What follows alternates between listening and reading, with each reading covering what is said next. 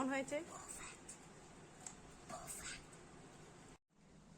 Hello viewers, কেমন আছেন সবাই? আশা করি ভালোই আছেন। আমি মুন্নি রান্নাজুরি চ্যানেলে সবাইকে স্বাগতম। তো আজকে আমি একটি সুন্দর দারুণ রেসিপি দেখাতে এসেছি আপনাদেরকে। অনেকে অনেকভাবে দই কাতলা রান্না করে, তো আমি যেভাবে দই কাতলা রান্না করি সেটাই আপনাদের সাথে শেয়ার করতে আসলাম।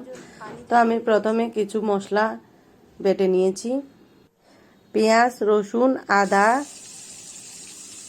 তারপরে বাদাম, আপনারা চাইলে কাজু বাদামও দিয়ে দিতে পারেন। কাজু বাদাম দিলে টেস্ট আরও দ্বিগুণ হয়ে যায়।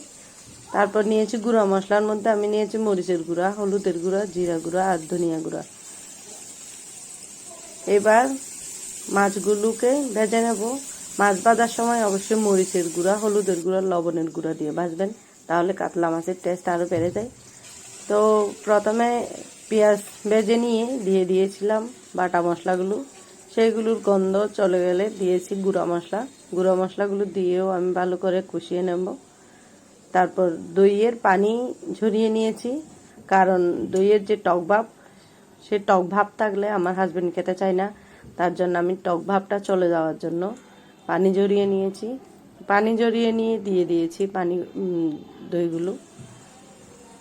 আসলে পরিমাণ মেপে দিতে হয়, আপনারা আপনাদের পরিমাণ মতো করে দিয়ে নেবেন। আমি 6 টুকরা মাছ দিয়েছিলাম, বড় মাছ। তারপর দইগুলো দিয়ে ভালো করে কষিয়ে নিয়ে লবণ অ্যাড করে দেব। লবণ অ্যাড করে দিয়েও ভালোভাবে কষিয়ে নেব, সব কিছু নেড়ে ছেড়ে। অবশ্যই নিচে কড়াইয়ের নিচে যেন লেগে না যায় সেদিকে খেয়াল রাখবেন।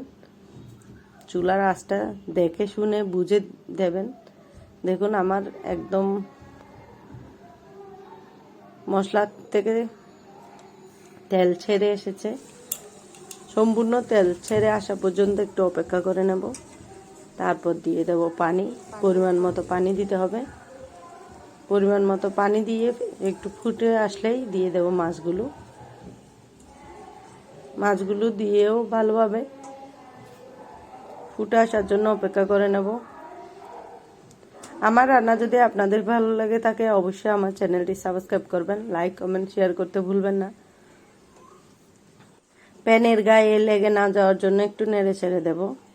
সব কিছু মিশিয়ে নেব মাছের সাথে।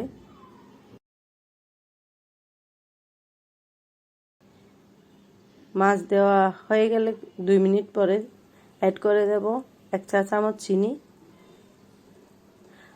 আসলে যে টক দই দিয়েছিলাম সেই টক দইটাকে ব্যালেন্স করার জন্য, টকটা ব্যালেন্স করার জন্য আমি চিনিটা দিয়েছি। চিনিটা দিলে টক ভাবটা আর হবে না। আমার তরকারি ডান। বলো তো দই কাতলা কেমন হয়েছে? মোটামুটি ভালো হয়েছে। 10-এ 8.5 রেটিং দিয়েছি। মোটামুটি ভালো হয়েছে। আমার হাজবেন্ড বলছিল মাছের থেকেও মাছের ঝোলটা অনেক টেস্ট হয়েছে। কেমন হয়েছে?